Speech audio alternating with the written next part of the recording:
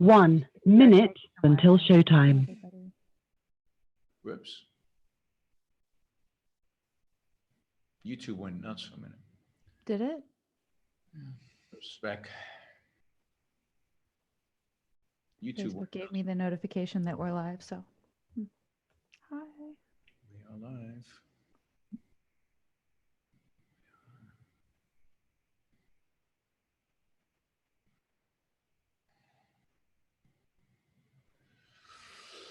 We have a few of our regulars even dialing in, so.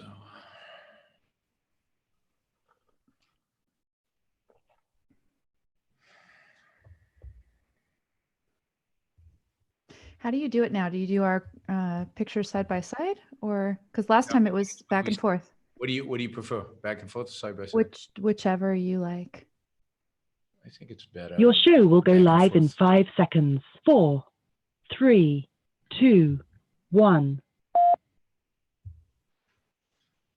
Blog Talk Radio. All right. Good evening, everybody, and welcome to Yaron and Amy show. We haven't won. Oh, well, we did one last week, so it hasn't been that long. Happy election day. Did you go vote, Amy? Do you know that I did not?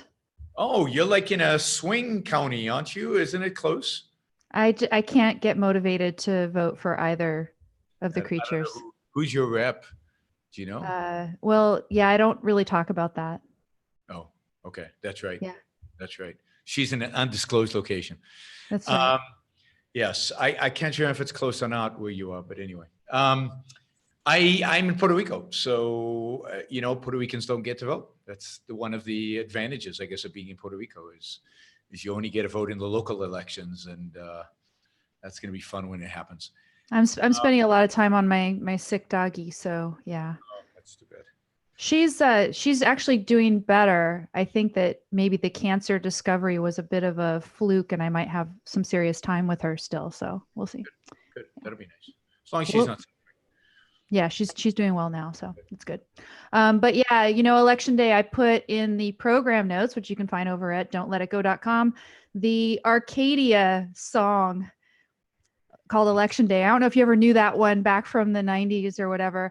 And I put in there, just because this is just the big midterm elections, I put what we call the extendo mix from hell, because only the extendo mix from hell can do these midterms justice, right? Because, I mean, the world is going to end basically depending on how this comes out, right, Yaron? Yeah, I think that's right. I think if either party takes control of the House or either party takes control of the Senate, right, it's the end of civilization as we know it. Yes. Depending on who you listen to. And we'll get to that. We want to talk about the Paul Krugman piece. But before that, let's make some predictions. What the hell? Right? Are you really going to do that? Sure. I thought you were joking. Oh, no. Okay.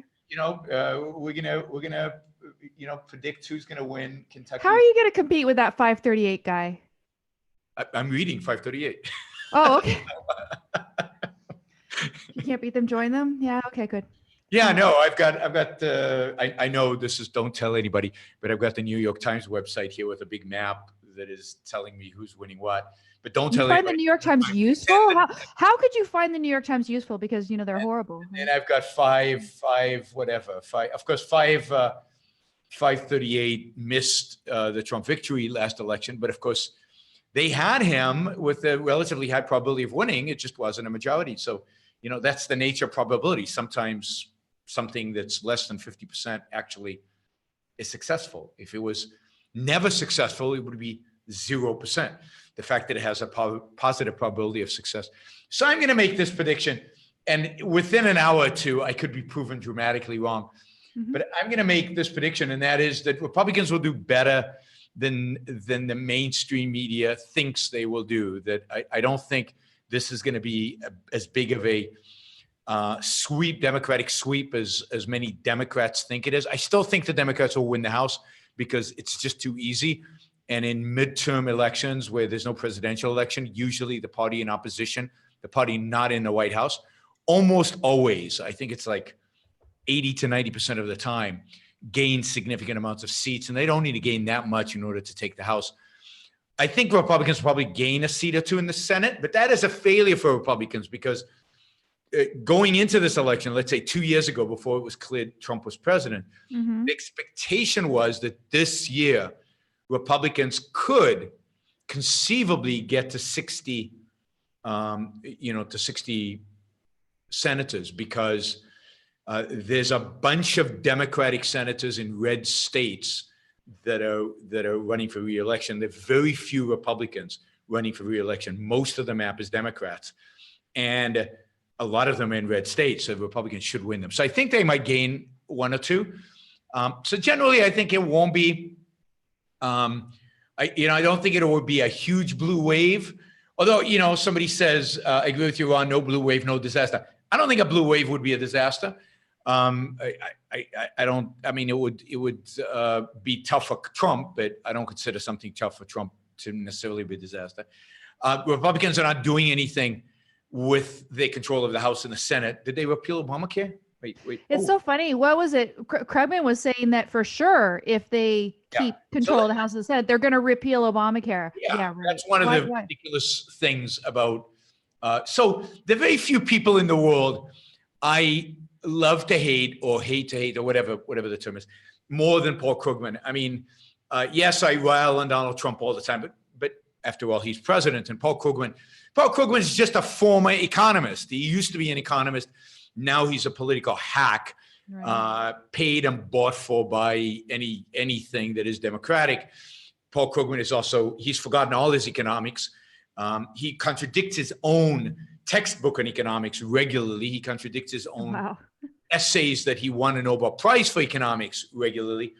Paul Krugman is a hack, and he is a power lusting. If anybody is close to being an Ellsworth Toohey, Paul Krugman is that type of person. I don't think he's quite as sophisticated and self-aware probably as Ellsworth Toohey was, but he is close. So I despise Paul Krugman. I read Paul Krugman periodically for the entertainment value. Plus, he mentions Ayn Rand a lot, so I'm always thankful to Paul for mentioning Ayn Rand. That definitely is nice.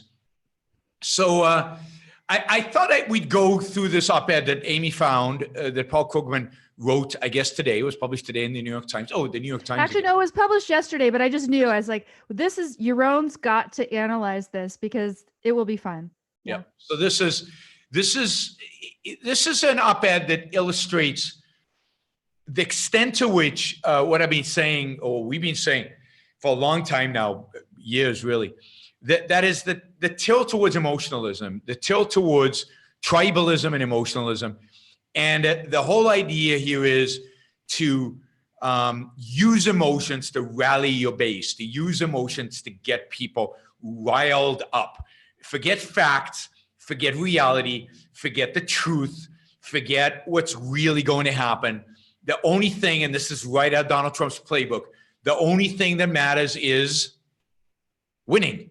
Nothing else matters. So you say whatever is necessary to win. Preferably to stoke fear in people. Yes, well, it turns out that fear is a great motivator in winning. That is, people respond to fear. And I think that's probably true, unfortunately, in the world we live in, that people respond to fear more than they do to the positives.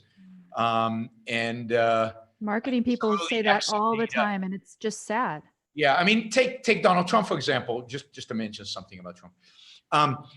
Leading up to this election, Trump could have emphasized the wonderful economic numbers that he has, that unemployment is really low, that GDP is growing relatively fast, that things are going well economically. And he mentions that, but he doesn't make a big deal out of it. What does he make a big deal out of? He makes a big deal out of the caravan. He makes a big deal out of all the evils he can see in the potential Democrats winning. So the whole motivation is fear, and because people respond to fear. People don't respond to love, because talking about the positives, people don't respond to positives. The positives, yeah, we know the economy's doing well, but we're going to be invaded. But, the Democrats are coming, they're going to kill everybody, they're going to kill this recovery. So the motivation, both on the left and on the right today, is primarily through fear, primarily through the negative, primarily through hate, not through the positive and through love. And Paul Krugman's op-ed illustrates this perfectly. So we'll start in paragraph 1. of the op-ed. We're just going to read this op-ed. You can find a link, actually paragraph 2. You can find it on Amy's blog, where she's got a link, but it's yesterday's New York Times, if you want to go. Yeah, don'tletitgo.com is the link to the program notes, right? So here's, he says something in the first paragraph that's not that important, but then he says, it's a near certainty. The Democrats will receive more votes than Republicans, with polling suggested a margin in vote cast for the House of Representatives of 7 or more percentage points, which would make it the biggest landslide in modern times. Now, notice here that we don't know. I mean, yes, that's what polling suggests, but polling suggested, which he doesn't say, usually overestimates these kind of successes. It's probably projected a landslide in the past, which hasn't turned out to be true. So there's no attempt to kind of moderate this based on history, because the point of this is not that Democrats are going to win. The point is in the next sentence. The point is this: however, gerrymandering and other factors, parentheses, Yaron saying, not to be mentioned, right? Right, because they would have to be scrutinized if they were mentioned. Right? Well, and also those factors might be rational. They might make sense. It might be, for example, that, that where Democrats win, they win by huge margins, like in certain places in California, like in New York. Where Republicans win, they win by smaller margins. So even though Democrats, it's just the way the system works, even though Democrats might win by large margins of the popular vote, they still might not win the actual seats in Congress, because that's the way the system goes. But gerrymandering and other factors, which might not be manipulative, but the implication is it's manipulated, and other factors have severely tilted the playing field, made it unfair. But he doesn't mention what the other factors are. Usually, if you say et cetera, like other factors, you mention 2 or 3, and then you say and others, right? Because you don't want to list a whole list. But you mention one, you don't then say one and then et cetera, right? You mention a few, but he won't mention. And you mentioned gerrymandering, which is already sounds suspicious to people. Well, I mean, I agree with him. Gerrymandering is real, and Republicans. The maps for the House of Representatives were drawn in 2011, where basically Republicans controlled almost a huge number of state houses and governorships. So they did gerrymander. Some of that's gone to the Supreme Court. Some of it's gone to federal courts. Democrats do the same thing when they get control. But in this case, 2011 was a great year for Republican. It came after the 2010 elections, which swept into, after Obama won in 8, the Republicans took the House and the Senate and the state houses in 2010. So yes, there was gerrymandering, but everybody does it. But I'm focusing on the other factors because he's implying here there's a lot going on that's scheming that's going to do. So he says it might not be enough to bring control of the chamber. So he's setting it up with Democrats might not win the House, right? So beware. Even though the popular vote, it's all about. Yeah. Of course, because everybody's a Democrat, but they just get screwed every single time. Like Hillary won the popular vote, but Donald Trump was elected. Exactly. Put aside that's not how elections in the United States are run. It's not about the popular vote. Never has been. They keep bringing this up to pretend that they have the majority and therefore that it's important. And then he says, then he talks about Democrats do climb that tilted slope. Anyone expecting Republicans to accept the result with good grace hasn't been paying attention. So it's going to be, even if they manage to do it, then the Republicans, boy, they're just going to make war over this. Yeah. And then he says, but ugly as the scene will be if Democrats win, it will be far worse if they lose. End of the world stuff here, guys. In fact, it's not hyperbole to say that if the GOP holds the line on Tuesday, it may be the last even halfway fair election you'll ever have. That's it, people. If Republicans win the House of Representatives, world as we know it will end. Now, I'm not, as you know, a big fan of Republicans. I'm certainly not a big fan of this administration. And we've talked about the moves towards authoritarianism. But really, this election, this is it, in the House. This is going to determine whether we still have democracy in 2 years or we don't, or whether it's completely gone and there's never going to be a fair election again. I would say, Yaron, that it's not hyperbole to say that any sentence that starts with "it's not hyperbole" is hyperbole. I think that's usually the case, certainly when it's Paul Krugman saying it, but it truly is amazing to me. Just that kind of hysteria, and he goes on further on. Now, then he talks about, this is the thing, right? He goes on to talk about the individual situations in which Republicans maybe have done something shady. You don't know for sure, but at least there's some evidence, right? And then somehow that means that all GOP who are in power everywhere are going to do some shady things and he gives only 3 examples. So he gives Kemp in Georgia, right? And then he gives some other things that have happened in 2 kind of says Kansas states. and North Dakota without really giving the not giving much details, right? And it just means people were told they needed different color ink in their pens, as if that is this voter fraud. But he also doesn't mention, give me a break. I mean, Illinois, Chicago, what Democrats do in Chicago, what Democrats do in Illinois. I mean, there's a lot of historical evidence, at least, and maybe Democrats are not this corrupt anymore. I doubt it. But, that Kennedy probably won because of vote rigging in Illinois in 1960. And, the whole Daley machine. And so give me a break, right? I mean, yeah, it's not good when Republicans are rigging the system, but there's no evidence that Republicans are rigging the system, as far as I can tell, any more than Democrats have. Yeah, and how collectivist is like, okay, well, here are a few Republicans who maybe have rigged the system. And so therefore, if the GOP is in power, all of them are going to be rigging the system, because anybody who's in the same political party as people who have rigged the system will themselves, of course, rig the system. Yep. Yeah. What kind of logic is that? Well, somebody on YouTube says, when Paul Krugman says it's not hyperbole, rest assured it is hyperbole. Something like that. Anyway, whatever Paul Krugman says, bad, right? And then he says, of course, this I find funny. Trump is nonetheless engaged in extraordinary abuse of power in the run-up to the vote. Now, you guys know what I think about deploying soldiers to the border, but this is nuts coming from a Democrat. He says he deployed large military force to the Mexican border at a likely cost to taxpayers of hundreds of millions of dollars.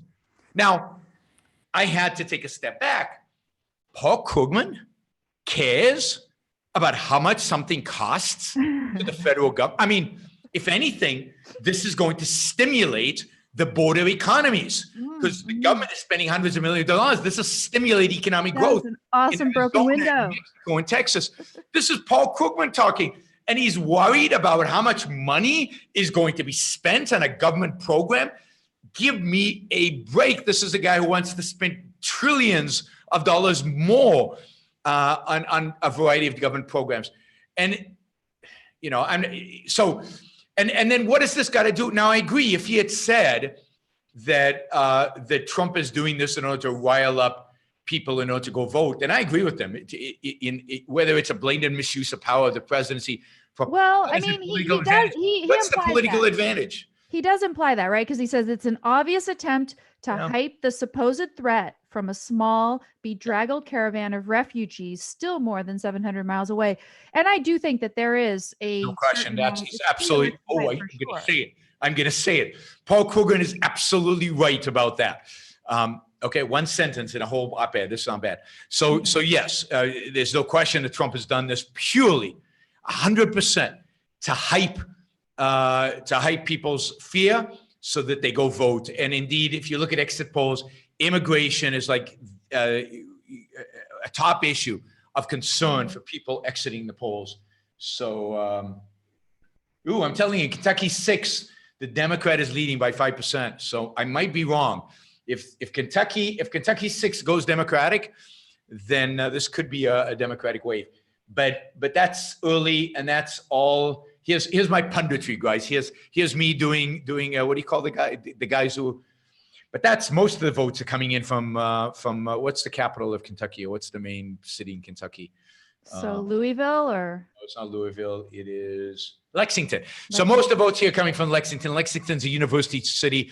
It's a Democratic city. Mm-hmm. So because the early votes are being counted from Lexington, you can expect the Democrats to lead in the beginning. Of But course. then the question is, can the Republicans catch up? But Yeah. the 6 is supposed to be a bellwether for the rest of the country. We'll see. How that was pretty good. I could go on like Fox and CNN and give commentary on these things. Parade in front of the electric maps and point at things, You should let you're a favorite at Fox. You still let them know how good I am at these things. All right. He goes on to say, listen to this now again. And again, this is from me, who is pretty critical of Donald Trump, or very, very, very critical of Donald Trump. The lesson we learned from all these abuses of power is that today's Republicans are just like the fellow white nationalists. So again, today's Republicans are just like their fellow white nationalists in Hungary and Poland, who have maintained a democratic facade, but have in reality established one-party authoritarian regimes. Now, I think that Donald Trump is very much like the authoritarians in Hungary and Poland, but I don't believe today's Republicans are yet. And I think that generally our system of checks and balances is still working to restrain, at least to some extent, Trump's more authoritarian impulses. But to compare it to Hungary and Poland, where there's, particularly Hungary, where there's no independent news media anymore, where it is completely dominated by one party, where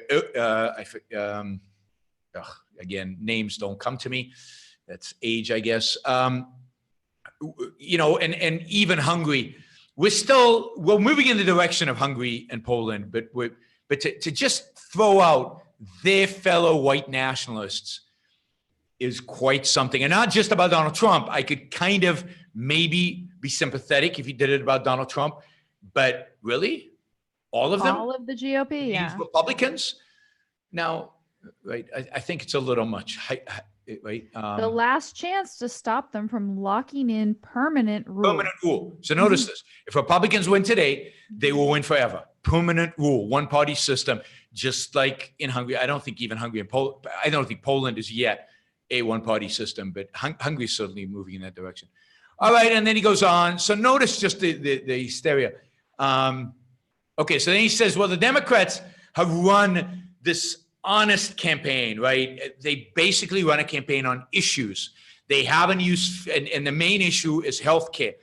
And he says, if Republicans hold the House, because they'll finally repeal the Obamacare and will soon go after Medicare and Medicaid. Now, there is exactly zero evidence of any of that. The House under Republicans repealed it. The Senate didn't. Even the House repeal was not a real repeal. It was kind of a mishmash, not really repeal. And the Senate doesn't have, you need 60 votes to repeal Obamacare, and the Republicans don't have 60 votes. So there's no way, and they're not going to get 60 votes. So there's no way the Affordable Care Act can be repealed by, even if the Republicans win. And then Republicans have shown no interest, zero, zilch, nothing. I wish this was not true, to go after Medicare and Medicaid. I wish they would go after Medicare and Medicaid. But he's threatening that. But he is bringing up an interesting issue in these last paragraphs, which is that he's saying that the ordinary voter is more easily moved by issues that have a direct impact on their well-being than by the more abstract concerns about democracy and rule of law, which it echoes a lot of the experience that I've had out there. So I don't know if we're gonna have to say that Krugman is right again about something, but I've had the experience that when I express concerns, for example, last week, right, we were talking about Trump fueling the conspiracy mentality, which is behind anti-Semitism, right? Yep. And my concern, I don't call Trump an anti-Semite. And people kept saying I was calling him an anti-Semite. I was not calling him an anti-Semite. They were very focused on that concrete. I am focused more on the fact that he appeals to fear, that he encourages a conspiracy mentality, that he is grabbing and holding on to executive power. And you could say, well, Obama did it and he's just doing what Obama did, but he has a choice about whether or not to continue to expand executive power. It's those rule of law and more abstract issues that I'm concerned with, but maybe Krugman's right. Most people, the ordinary voter, as he calls them, is more easily moved by the more concrete issues of healthcare, immigration, whatever. What do you think? I mean, to some extent that's true, but at the end of the day, it is abstract ideas that shape the electorate. So people don't vote their pocketbook. For example, I mean, the economy is doing well right now. Based on just the economy, you would expect Republicans to have a huge day today, winning, controlling the House and winning majorly. No, but people are voting also on the character of Donald Trump. People are voting on their expectations of the future, but people are also voting on their more abstract beliefs. And even Republicans, as I mentioned earlier, are not voting so much on, wow, look what a good job Donald Trump has done for the economy. They're voting much more about, oh my God, the caravan is going to invade. And if the Democrats win, we'll get open immigration, as if Democrats actually want open immigration.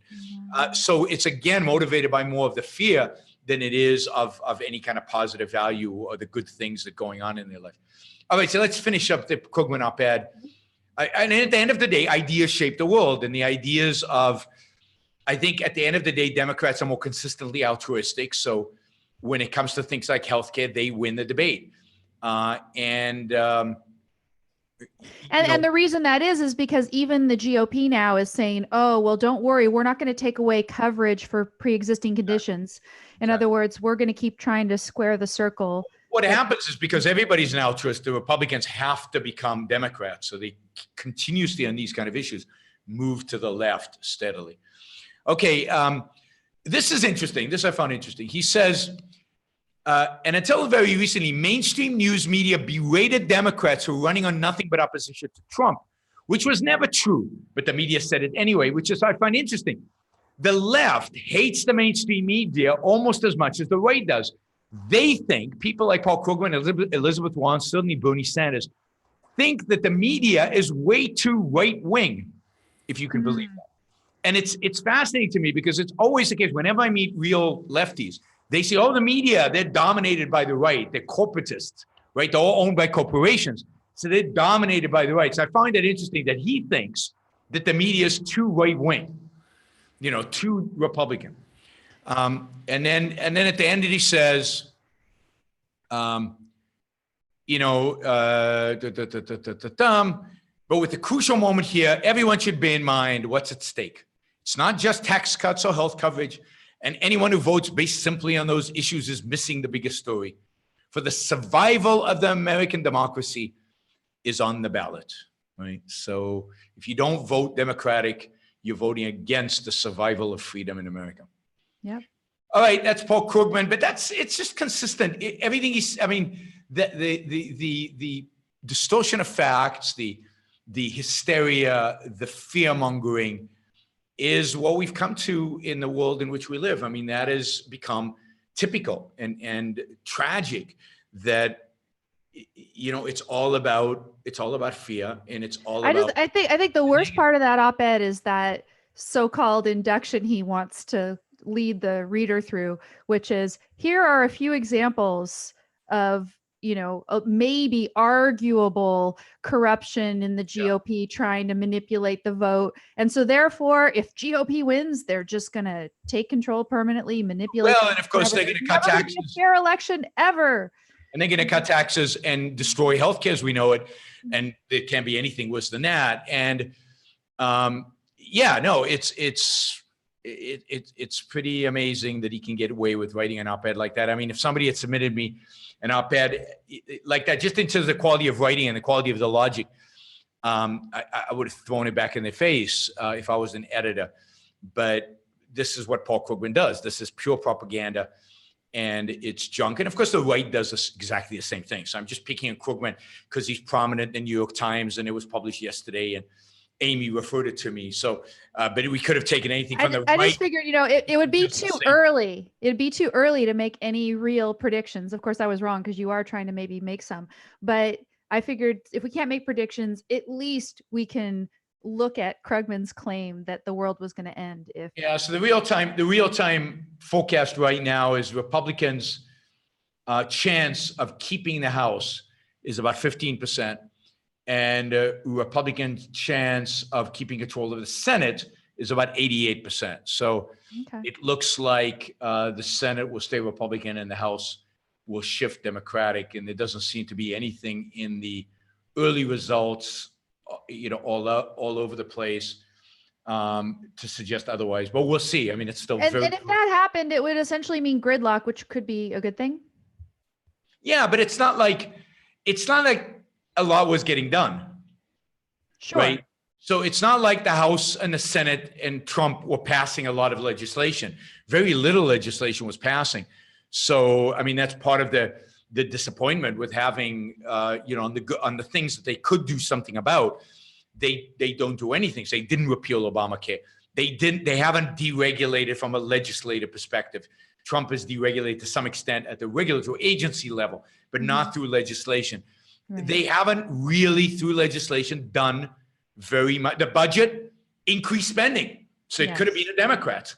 So I'm not sure what gridlock buys us. I think, given that I think what's happened over the last couple of cycles is that the House of Representatives and the Senate have lost immense power, which has gone to the executive. So the president now is significantly more powerful than he was 50 years ago. And the House and the Senate are significantly less powerful than they were 50 years ago. And we've seen a shift in the balance of power, which I think is tragic, because I think this founders set it up very carefully to make sure that the executive didn't get too much power. But I think we are beyond that, so that under Bush and then Obama and now Trump, the executive has way, way too much power in American politics. By the way, basically impotent. I was going to say, to plug New Textbook of Americanism, to which you and I have contributed, that was published by Jonathan Honig recently.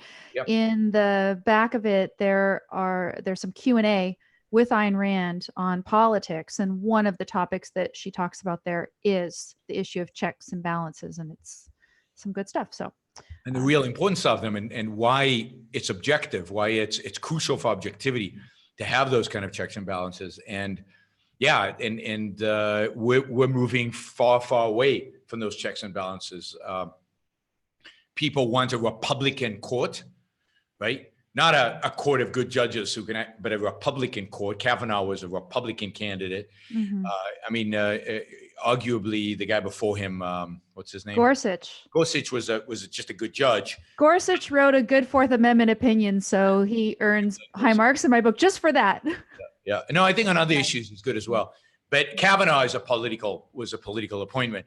And so the more you move into that, anyway, let's dump politics. Yay. Except towards the end, we will see if my prediction about the Kentucky, I don't know what prediction I actually made, but whatever prediction there is, we'll see what happened to Kentucky 6th. Yeah. I mean, if you're right, then the margin that's going for Democrat should decrease as we continue on with the show, because because they're going to bring in precincts other than by then. We won't know California by the time. No. But I'm saying that in terms of Kentucky, maybe the margins are going to we'll shift. So let me set this up, right? Because in my inbox this morning, by the way, this graphic, before people are hyperventilating or whatever, that somehow I made a graphic with profanity. Yeah. You're not supposed to. I did not make this graphic. Yeah, but you're not supposed to use graphics with profanity. You can never share a graphic with profanity, even if it was good at raising a discussion issue. You can, but not on my show. Oh. I'm a. Well, then I quit right now. There you go. If that's it. Like no. So I didn't make this graphic. It was sent to me by GFDA, which is Good Fucking Design Advice. That's the name of the company. So sorry, but that I said it. But no, I didn't make it. I learned about this company because Johnny Ive had a poster of theirs in his office, right? Yeah. And so it's motivational stuff. Essentially, I call it profane horoscope material. It's vague and stuff, and it's supposed to be motivational.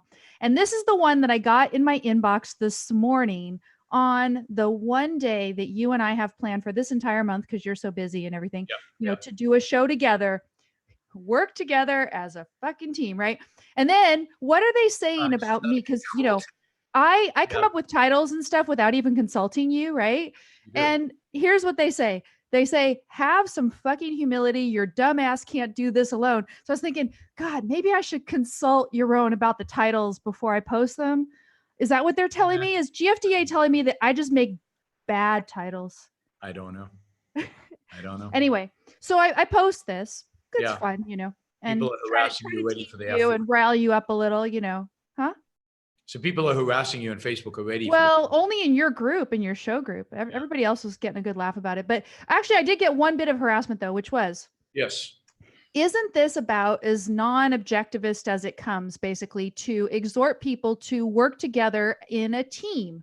In other words, to promote teamwork. And so I figured it would be worth visiting the concept of teamwork. I think we may have talked about it before, but is teamwork, that concept of teamwork, inherently collectivistic and somehow not individualistic to talk about teamwork? I'm not going to say it. People encouraging me to say it. No. No, of course not. Of course, teamwork is individualistic. I mean, teams are just another mechanism in which we interact with one another in a win-win trader relationship type environment. And, good teams are teams which are constructed to reinforce the strengths of the individual members of the team. A great team is a team that has that everybody on the team is an independent thinker. But even an independent thinker can benefit from input from another person. So while there's no such thing as groupthink, there's no such thing as collective consciousness, there is the ability of one individual to improve the thinking of another individual. There is the ability of one individual to show another individual or to nudge another individual to see something he wouldn't otherwise see, to provide him with facts that he wouldn't have, to broaden his context, to help him focus. So no, we help each other all the time, including helping each other in thinking, not in the literal act of thinking, but in the provision of facts, evidence, data, and in the ability, in the context of doing it. So there is nothing, zilch collectivist about teamwork. Teamwork is just a group of individuals on a voluntary basis engaging and working with one another in a trader win-win relationship in order to, as a group, achieve a particular target, a particular goal. That could be a corporation, it could be a soccer team, it could be a basketball team, it could be, any of these, it could be any association of people working together to achieve something. It could be even in art, right? A sculptor sculpts in clay, but then he needs a team of people who help him cast it into bronze. And so in every field of human endeavor, there are going to be teams that help one another and enforce one another. And the successful ones are teams of individuals. It's not some members are leeching off others. It's not, people have to contribute to a team, their own independent thought. Otherwise, they're kicked out of the team. Yes. And I, a few years ago, interviewed John Allison, who Yes. had been the CEO of BB&T. And I think he met with a little bit of controversy over this, but when he, had his brochure, BB&T Values, and he would talk about the values that he would promote within his company. Of course, one of them had to be teamwork. If you're going to have a huge, successful banking firm, it's going to have to include a lot of people working together as teams in different departments and things like that. And I remember that we talked explicitly about teamwork. It is essential to achieve certain types of goals for people to work together successfully on teams. Now, that being said, GFDA, calls me a dumbass. What in the world? You can't do this alone. No, but I mean, I think that they're a little bit too critical of the individual. It's not that you are a dumbass in any way, shape, or form. It's just that there are certain things that you can do better with the assistance of somebody else. I mean, even writers, you need an editor typically. Even if you have all the time in the world to take a piece of writing and then set it aside and come back to it fresh, you're not going to see the things that somebody else could see reading it and editing it for you. Some of the most individual endeavors that you could think of could nonetheless benefit from a feedback of somebody else who's able to provide valuable input. Absolutely. In every human endeavor, we do not, we're not in isolation, you know, and there's a massive value to other human beings. Again, because of the trade principle, because of the specialization, because of the vision of labor, and because of the spiritual value that other people represent. So it's fun to work in teams because other people represent, good people represent real values, and it increases the fun of actually engaging in work. So objectivists would think that being an individualist means working in isolation. Now, given that, I will say this: to really do hard thinking, to really do the really hard stuff that's involved in, you have to do by yourself. You have to have quiet. You know, if you're writing an editorial, if you're writing a book, if you're preparing for a speech, that can't be done. Real intellectual work is done alone. It's done, I mean, it's inspired by lots of sources and people and books and everything. But at the end of the day, when you're doing the work, you know, it's just like coding, right? When you code, you have to code. You in the computer. It's funny because you mentioned the word quiet and you also mentioned coding. And there is a book by a woman named Susan Cain called Quiet. And I was consulting it when I was putting together my course on privacy some years ago. And she talked about the fact that the current trend in designing offices, which is to have all of this open plan stuff. And as far as I know, the open plan has now been exacerbated because of the Me Too movement, and everybody wants to have completely open glass doors and everything, which, you know, try to feel like you have any sort of privacy to just sit there and get your brain wrapped around something when that's going on. But yeah, they've done studies, coding and everything else requires solitude. Solitude, yeah. And look, so there are activities that teams are necessary for, the team that you benefit from teams, and then there are activities that require, you know, solitude. Yeah. Solitude.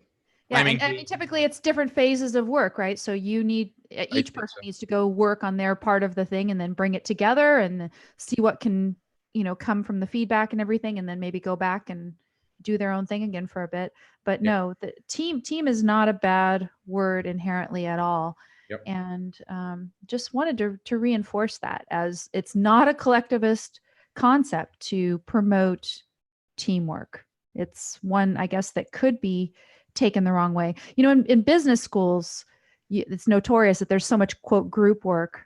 And the stories that I always hear is that there's slackers within the group almost. Always. I mean, when I was in business school, we did group work, and it was one or two people who did all the work, and you always have slackers, and that's true in businesses and everywhere. And part of what the virtue of justice in a business means is to separate the people who really did the work from the slackers.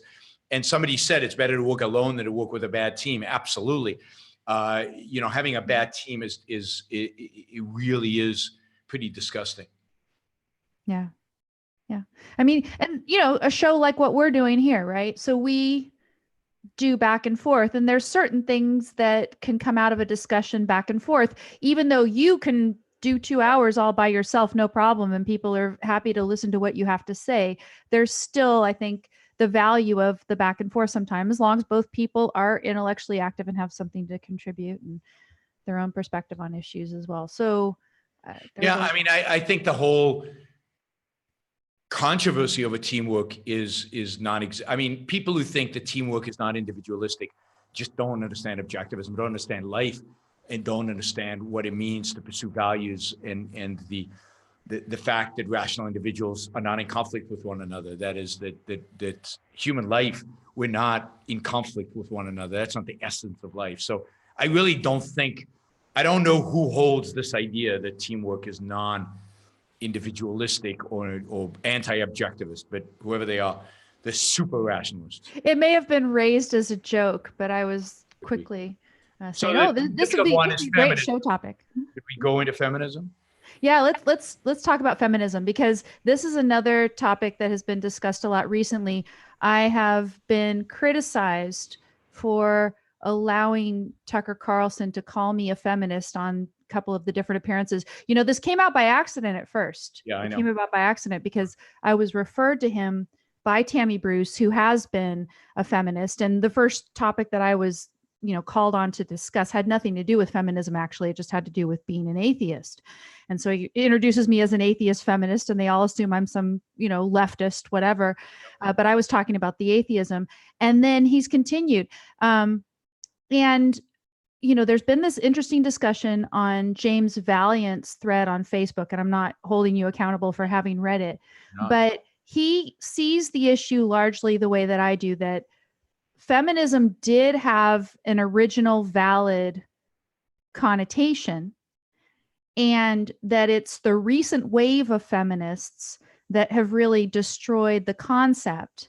And what I see, Yaron, is I see what Tucker's doing with some of these appearances that he's having me on, is he's questioning whether the women who call themselves feminists are actually even acting in the interests of women. And so when I've been on actually as a feminist, I have one time disagreed with him because he was saying, well, isn't it in women's interest to shut down this website called Backpage that was arguably allowing women to sell sex services? And I was saying, no, you know, freedom is in the interest of women as well. So I argued as a feminist against shutting down Backpage. And then this time I had an issue where it was just clearly in the interest of women to speak out against allowing transgender females to compete in women's competition. And so then the question is, where are the feminists? And where are the feminists? The feminists are all caught up in their leftist altruism, intersectionality stuff that is making it impossible for them to act in the real rational interest of women. So, you know, the way I see it, both historically and today, you do have situations here, but more abroad, I would say, that women are under particular attack. Of course, globally, women still have quite a plight, especially in the Middle East, for example. But here in the US, you can see an example like this transgender story where women are now suffering from the so-called feminists themselves, or the, you know, the leftist intersectionality that's now associated with feminism. But that's inevitable, right? I mean, women are going to be the biggest sufferers of feminism. And you know, well, not necessarily of feminism. So then the question is, can we reclaim feminism? I mean, what it originally meant. But Ayn Rand was very clear, right? Because she wrote about feminism while it was still relatively sane, right? Before third wave or fourth wave or whatever the hell they call themselves today, feminism. She wrote about feminism in the 60s and 70s, and she was against the term even back then. So yeah, but what were some of the things that they were arguing for at that point? Because already at that point we had suffrage, and then the other problem is too, right? We also had these anti-discrimination laws and stuff, right? The what? The anti-discrimination laws of the 60s were coming into play. Yeah, but again, those are that too, obviously. those are bad, right? They're not good anti-discrimination laws. They're not good laws. No. And again, do you need a term feminism to basically say legally women should be treated as equal citizens, and culturally women should be treated based on, right? Based on their ability. Only relevant factors. Sex, right? Only relevant factors. Mm-hmm. Those were the two big issues. The two big issues was one, a civil rights issue, that is, that she'd be treated before the law equally. Yeah, equality. And the second one was an issue that culturally there shouldn't be a glass ceiling, and I think there was a glass ceiling.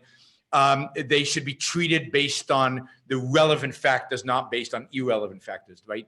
Based on their ability given a particular job. And I don't think, I don't think that you need an ism, right, in order to describe a movement. You know, imagine if you called, I don't know, the Black Civil Rights Movement Blackism, right? It's just not a good term. I don't think it's too much of in a sense, a collectivist term. Greg says that the term back in those days was women's liberation, which I actually find less offensive actually than feminism. Mm-hmm.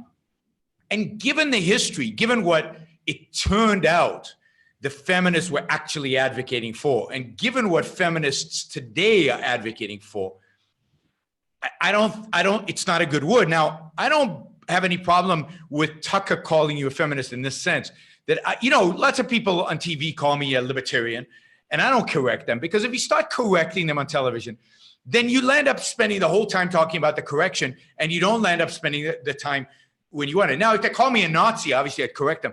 But where it's kind of shady and where well, okay, so here's the thing. Let me give you a contrast, right? Yeah. So when you were talking about nationalism, you were talking about that at its inception, nationalism was already polluted and bad.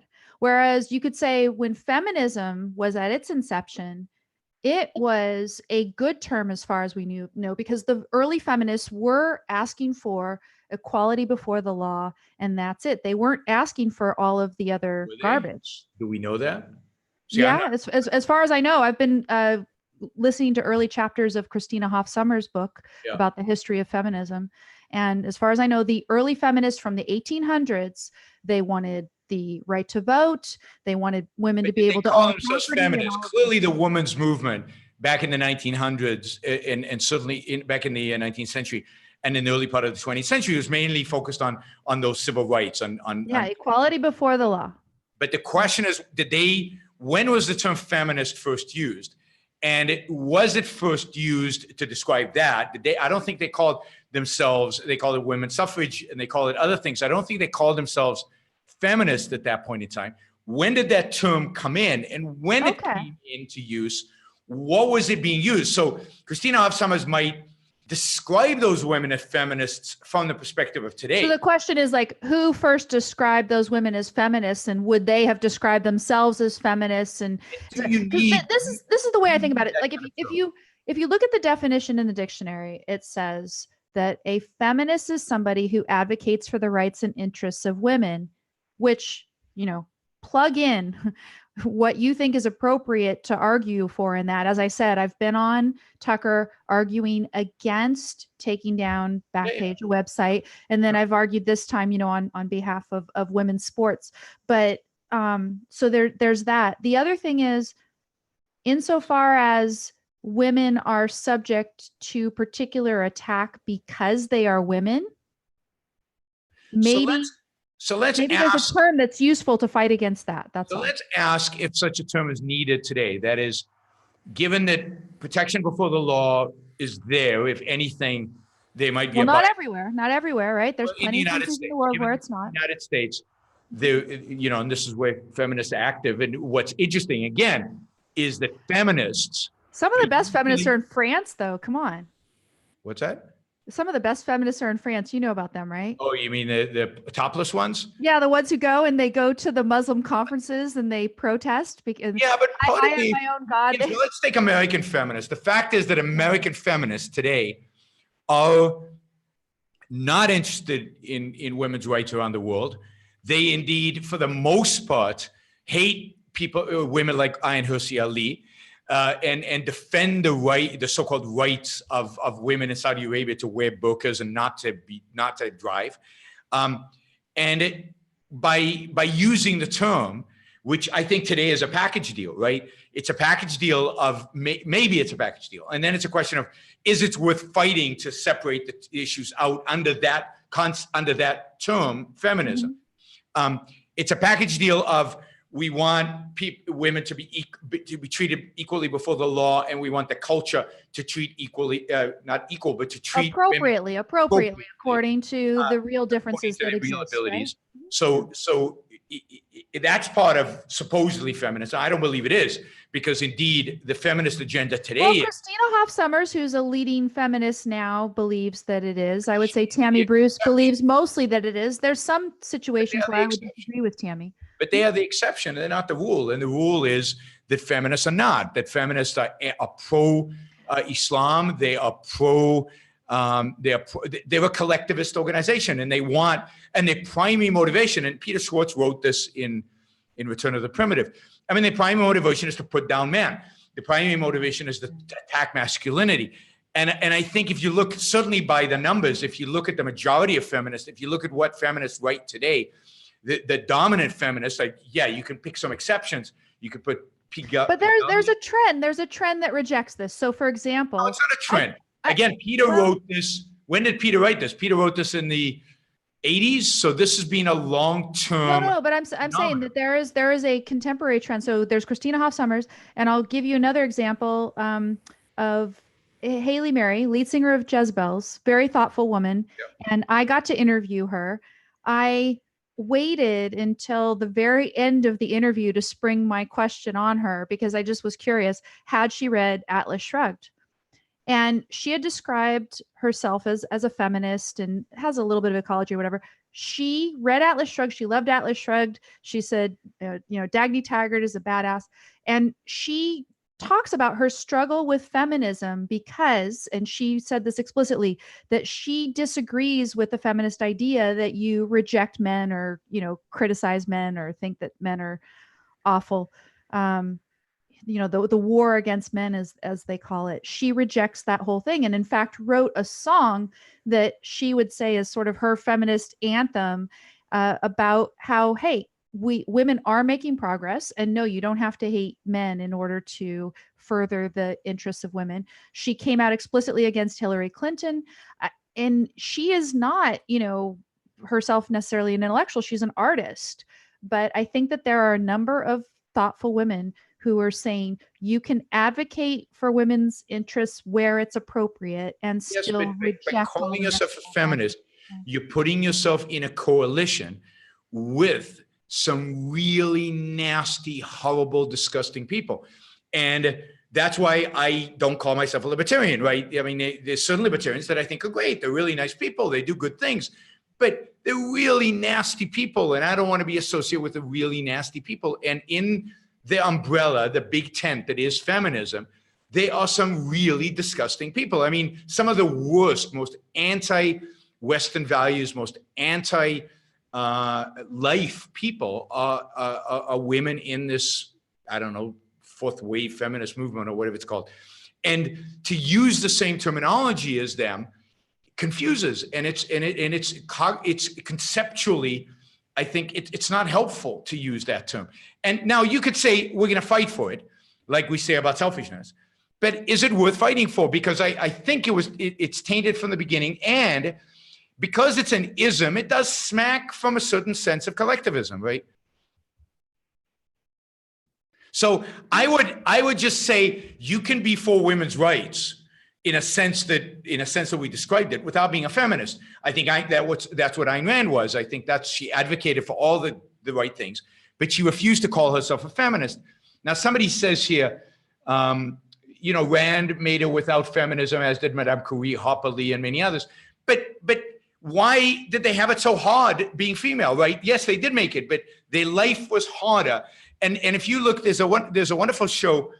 I don't know how historically accurate it is, but I suspect it's fairly accurate, about Einstein and Einstein's life.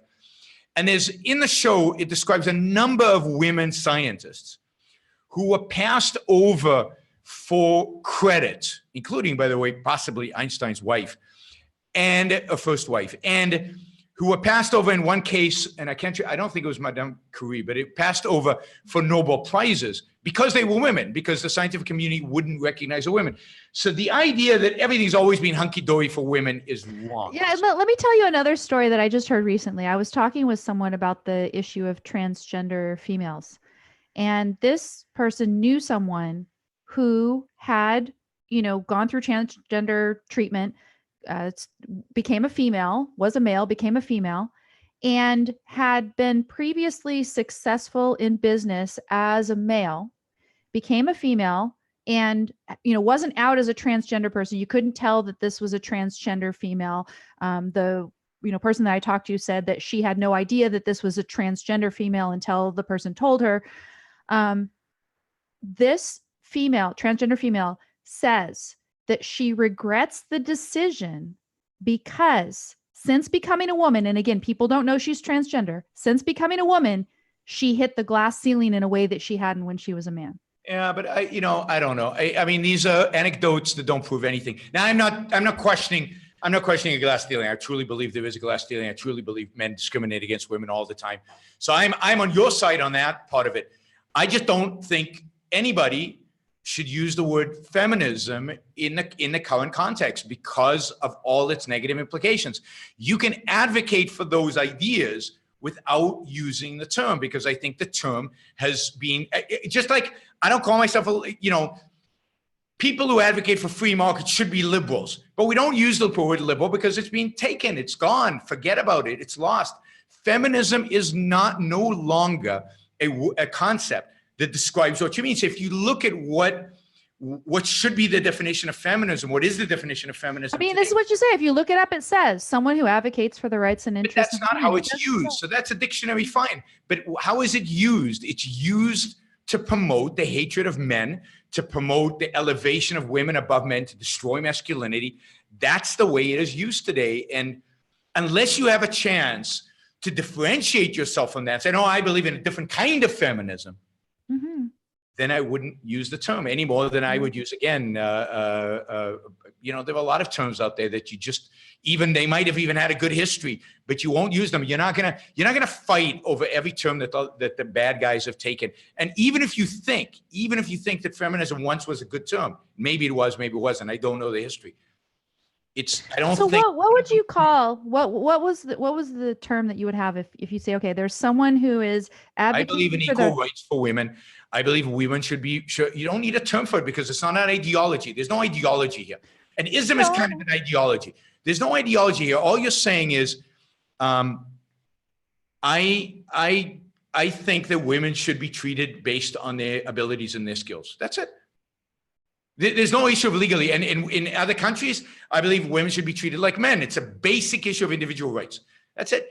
Those are the two issues that supposedly that you agree with these feminists on. Fine. Then you don't need an ism to capture those issues. I believe black should be treated, so I'm anti-racism, but there's no ism to describe the fact that black should be treated based on their abilities, not based on color of their skin, and they should have equal civil rights with everybody else. There's no ism to describe that, and women don't need that ism. And when you create that ideology of women, right? Because an ism is an implication of an ideology, you're leading it into a collectivist ideology, which is what I think it's become. It's a collectivistic ideology today. It's about. Granted, it is a collectivist and in fact an altruistic ideology, and that is being exposed in stories like this one that I was asked to comment on Tucker. Where he says, "Look, where are all the feminists talking on behalf of women's sports? Right? They're not doing that." But that's because because of intersectionality, transgender are more oppressed than everybody else. But in everything else, women are more oppressed, and therefore women get to oppress everybody else because they have been oppressed historically.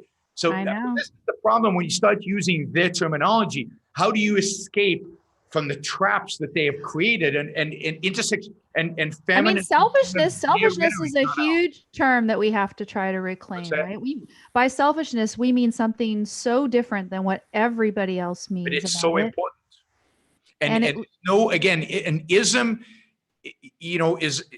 I think an ism is something important. There's something important about putting an ism at the end of something. And one really has to evaluate whether something deserves it or not. And I don't think this deserves it in a sense. And I don't think other groups that fight for, like the abolitionists, were abolitionists. There wasn't abolitionism, right? I mean, there wasn't and that was slavery, right? So, so you know what? I think I'm going to want to interview someone like Christina Hoff Sommers, because she's clearly thoughtful, and she calls herself, as I understand it, an equity feminist, where she, puts herself in. She wants equal treatment before the law. Because equity is what does that mean today? And I just think you're for exactly what you said. You're for women being treated the way they deserve, equally before the law and appropriately in culture. I know what you have to say is anyway. So I don't. And the whole issue of transgender is so complex that I know a man who turned into a woman, who is at the height of their career and traveling around the world and doing amazing things, and she's pretty phenomenal. But at the end of the day, it has to screw you up the whole thing has to cause you to be screwed up in some way or the other. Well, So, or is is it stealing because you're screwed up, or did you hit the glass ceiling because people see you as a woman now? So I think the whole issue of transgenderism is such a complex, and we know so little about it, that it's one of those that I mean, I think there's something. Look, it's as Lenin once said, it's not an issue of morality, it's an issue of natural. It's unnatural, which basically means. well, okay, but here's the thing. Here's the thing. Nobody who approaches transgender therapy in any sort of a reality oriented way is going to think that he's actually, for example, switched himself into a woman. What I see the person is doing is living life basically, in the most enjoyable way possible. I mean, there are so many variations on the way that people enjoy their lives, especially in the romance and sexual realm, in their bodies on this planet. And here's this medical therapy that they can avail themselves of, that nobody reasonable is going to think, oh yeah, I've changed myself into a woman because I've had surgery and taken a whole lot of hormones. But I also think, but I feel sorry for them. So maybe that's all true, but they can never fully enjoy sex. They can never fully enjoy as a human being. But maybe they couldn't enjoy it the other way either. I mean, and this is the thing, first of all, the doctor that I spoke with, because I interviewed a doctor who does this, he never would take the decision lightly. You don't have somebody just walk in on a whim and he starts filling them through hormones and stuff. You have to go through a lot of therapy and decide, this is really. I have, again, based on this one person that I know, I have fine. But let's not pretend that it's not a sad, distressing, horrible condition to have. It's like somebody has a really nasty disease that they have to live with. And I don't know what causes it. And I don't know that anybody does, but it's not they do the best that they can given the circumstances, fine. But it is what it is. And it's unnatural, and you can't live a full life as a human being under those conditions, which is unfortunate. It's like being a paraplegic. I mean, it's sad. You do the best that you can under the conditions. You live the best life that you can under the conditions you have, but you're not living as a full life as a human being because of the constraints you're placed on. I mean, as far as I know, quality of life is tremendously improved for the particular. But the one thing where you and I clearly would agree, I'm sure, is that any of the ideas of encouraging this in prepubescence, that's nuts. Transitioning people before puberty, no way. And that was anybody before the age of 18, and even it's even just later, nuts. I wouldn't. Yeah. It's nuts. I think that's insane. I think little but kids, that question, why they would, is insanity. That question was really just an aside in the particular issue, because the particular issue was about allowing them to be competing in sports. And I was horrified with the fact that these decisions to allow them to compete in women's sports have been made on so little quantitative data, and quantitative data that points against that being fair insane. In any way, shape, or form. They are destroying women's sports as the rules currently exist.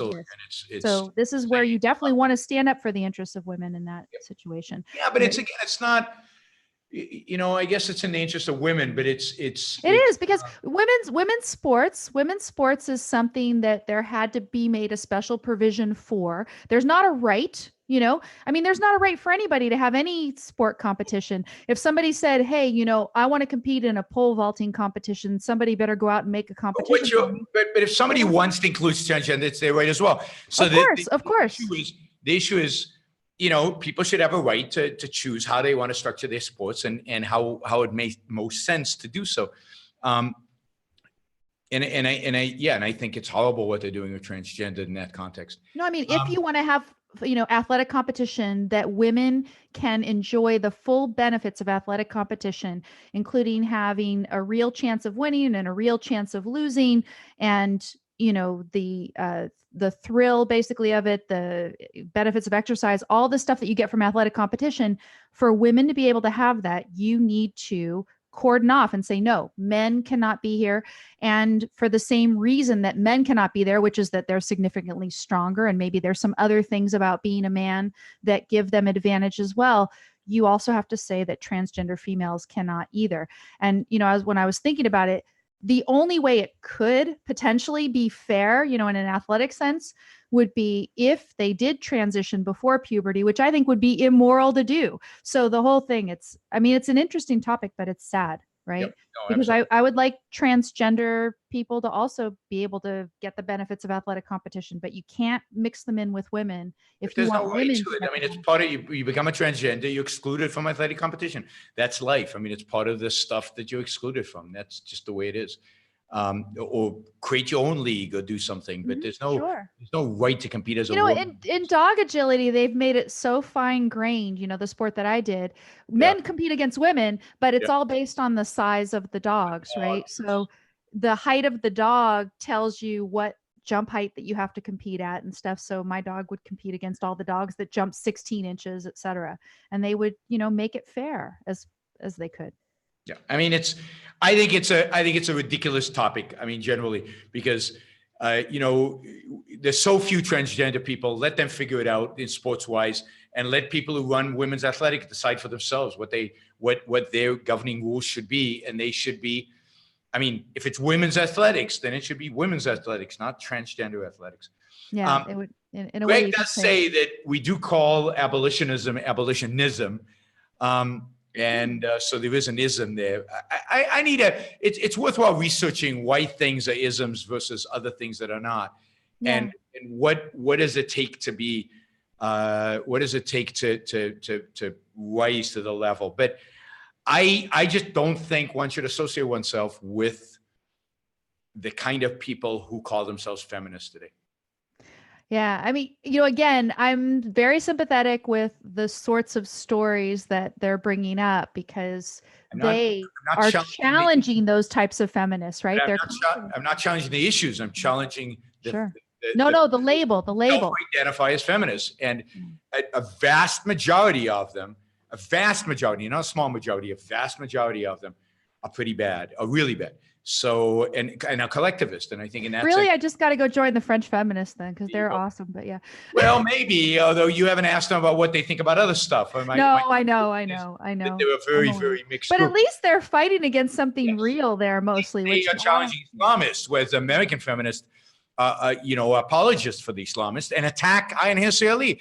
So that, by that standard, I wouldn't want to be labeled one of them, because just by the standard of them wanting to attack Ayaan Hirsi Ali, and so many of them are like that, I think it's a useless term at this point because of how bad. Well, maybe Christina Hoff Sommers will talk to me, because I'd be interested to. She probably will, but again, I think some people fight for terms that because they're confused and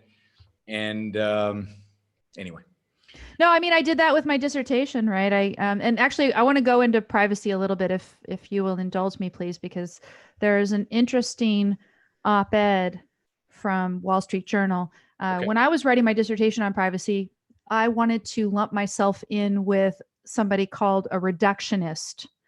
Reductionists argue that you can reduce all proper cases of a right to privacy being violated to instances in which a violation of a right to property was violated. Yes. And after I got through and got my PhD and everything, I realized, maybe I don't want to lump myself in with these reductionists. And so I ended up publishing a paper called Beyond Reductionism. So there's you want to reclaim a term, say, that's out there.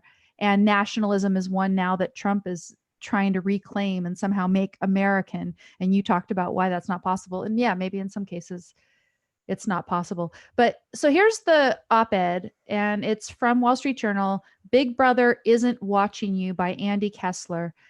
And he talks about the fact that, right now everybody's so worried about Big Brother, and really Big Brother is not an issue here. It's really an issue in China, where they have the social rankings and all that stuff. Certainly an issue in China, yes. Yeah.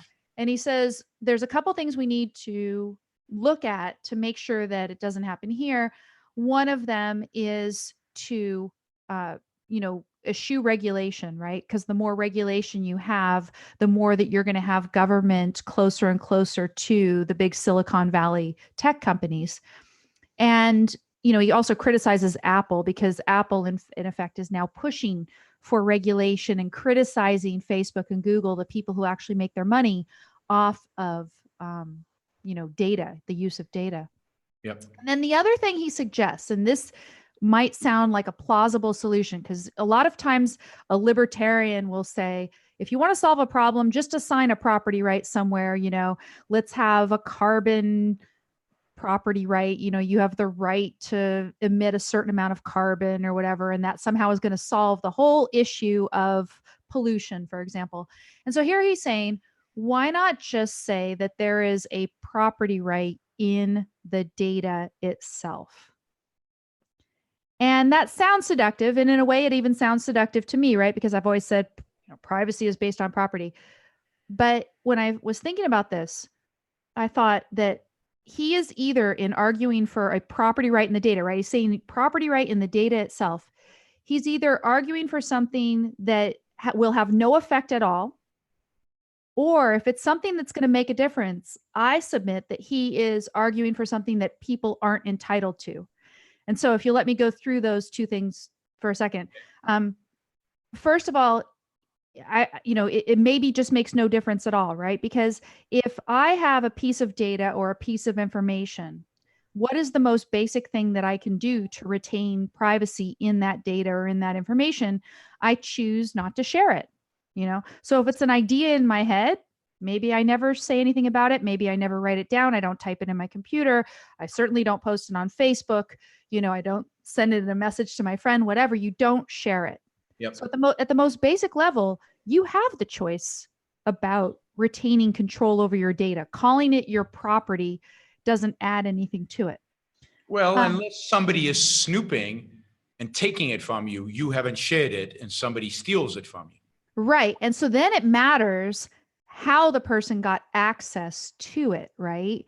And so if somebody wants to say, well, no matter how the person got access to that data, we want to somehow assign a property right in that data itself to you, then I would argue that actually what you're arguing for is something that people are not entitled to.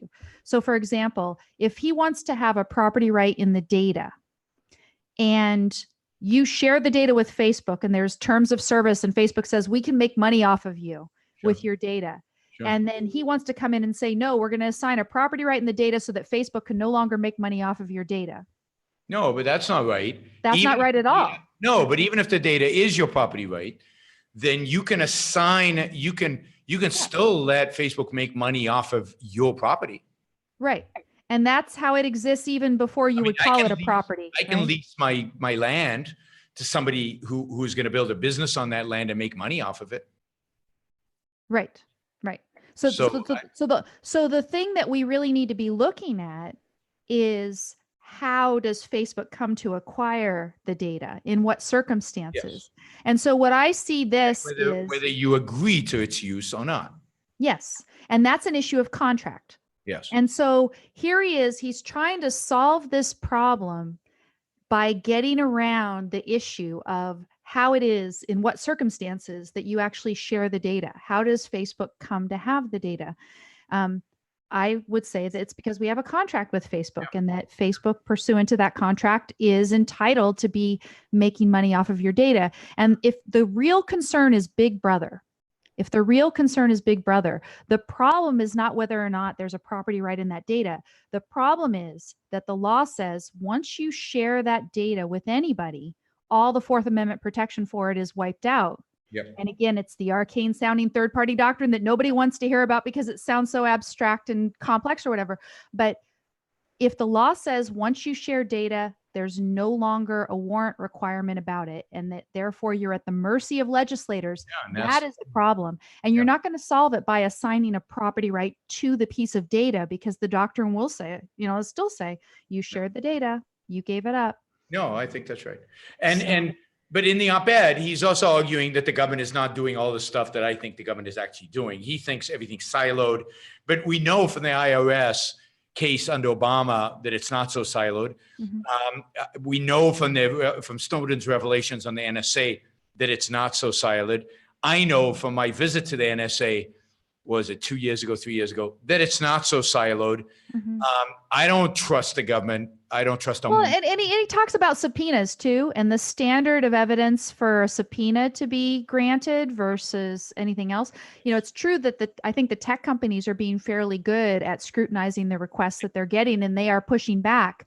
But their ability to push back is going to be heavily affected by regulation. And that's the tech companies. What about the telecom companies? What about the AT&Ts of the world? What about the Cox.nets of the world that I use for my cable or whatever?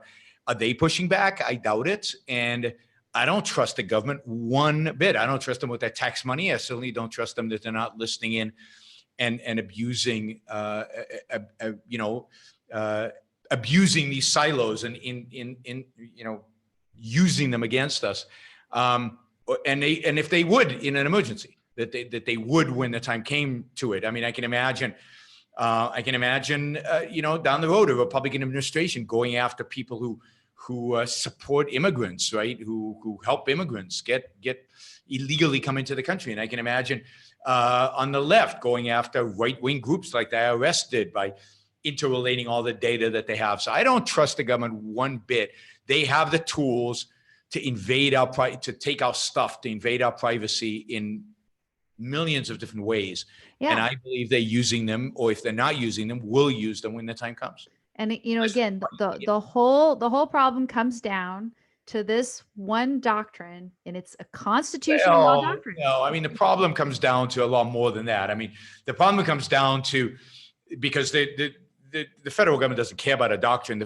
I mean, that's a big part of the problem. Well, but it gives them deniability in terms of deniability. But the real problem is the power we've given the federal government to control our lives. That's the real problem. The real problem is the power lusting.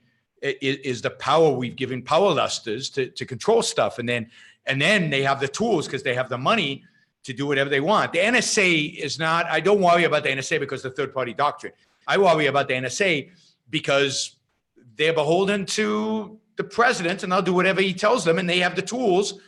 Now, maybe it gives them legal protection. Exactly. Yes. But I don't think they care, right? What were they? The IRS had no legal protections for what they did. What have been the consequences of what they did, when they denied nonprofit status to right wing? What were the consequences? Zero, zilch, none. So they don't need legal protection because nobody will take them to court. Nobody actually goes after them. They're not prosecuted by the Justice Department. Is part of the government. The Justice Department is not going to prosecute another part of the government for abusing their power because they're all in it together. There's my conspiracy theory for the day. No, but it's true, right? If you're a government employee and you violate the law, what are the consequences?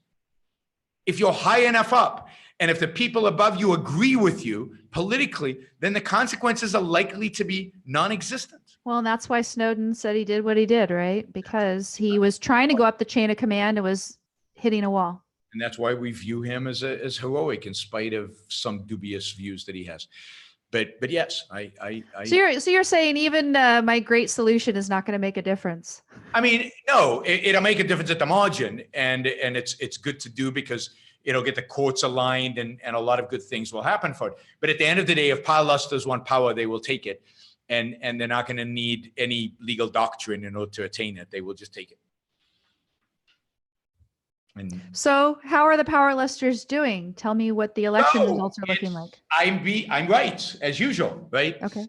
So Republicans are doing much better than anybody expected them to do.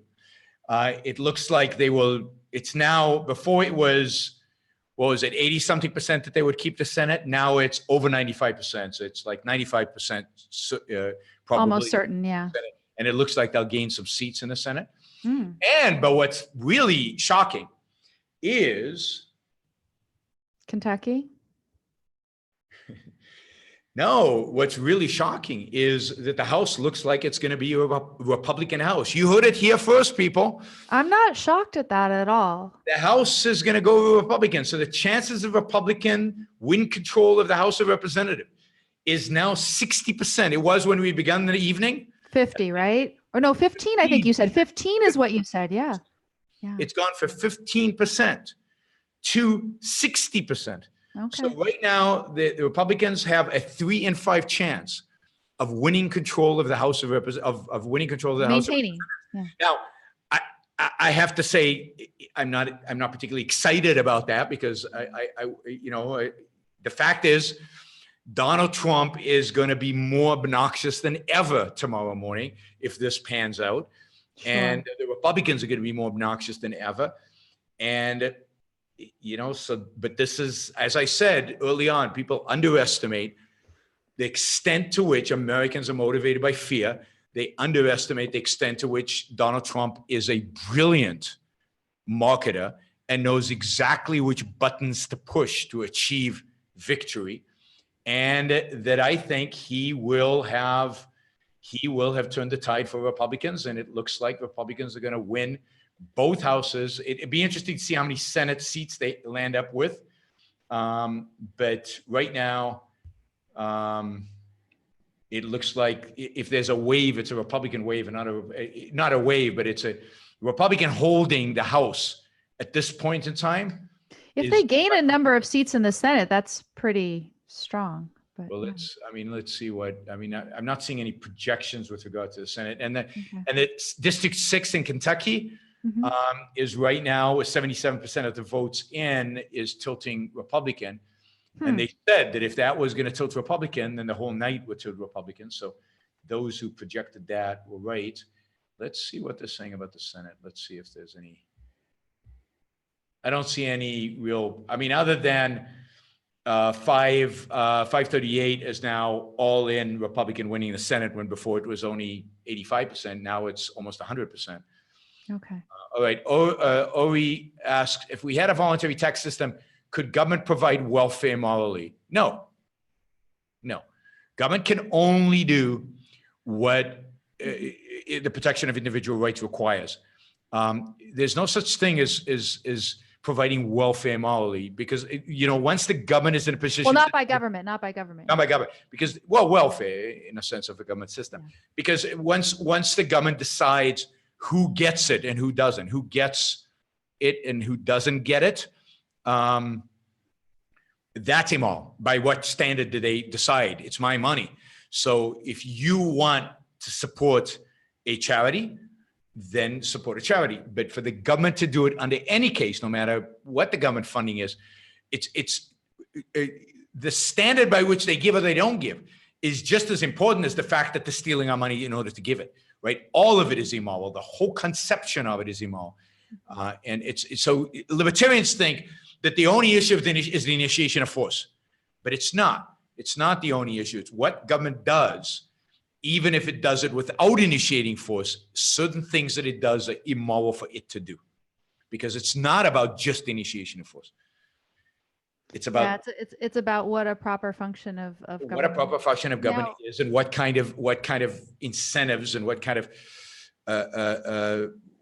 behavior it elicits in people. And again, libertarians tend to conflate initiation with force with immorality, and moral is voluntary. No. Now, moral has to be voluntary, but within the scope of the voluntary, there's lots of stuff you can do that's immoral, right? Just because people agree to something doesn't make it moral. Moral is the rational. Moral is that which is in your rational long-term self-interest, right? And I shouldn't have to say rational long-term. Moral is that which is in your self-interest, properly, fully understood.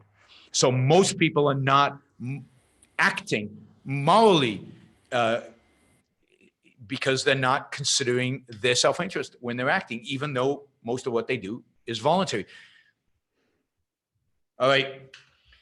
I think we're good. Whoops, the chances of Republicans winning control is now dropped to 42% from 60%. So some race must have flipped. So it's going to change on a minute by minute basis. Shows how close this is. But one thing I think is clear from this is there's no Democratic wave. There's no this big surge against Donald Trump and his policies. There's not yet anyway. It could be a long night.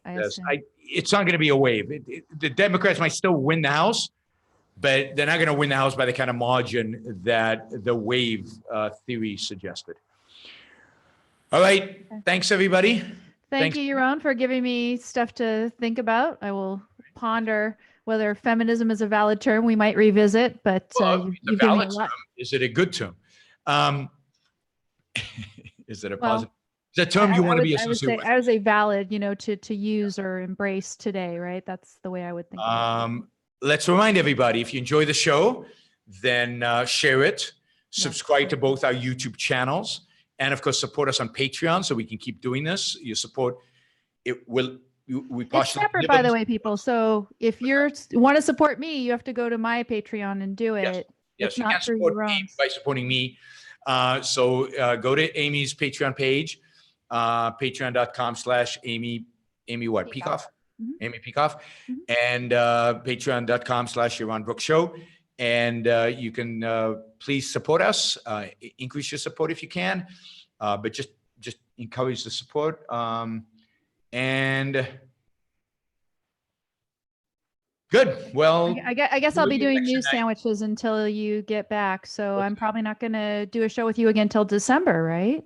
Yes, I'm off to Europe on Sunday. I'll be in Europe and Israel. I'm doing, I don't know, 10 events, I think, in the next 2 weeks in 7 different countries, I think, something like that, including, by the way, everybody should watch the live stream, although it might be very early in the morning for most of you, but you Europeans should watch the live stream of my debate/discussion with Brendan O'Neill about whether Facebook and Twitter and YouTube should be regulated by the government.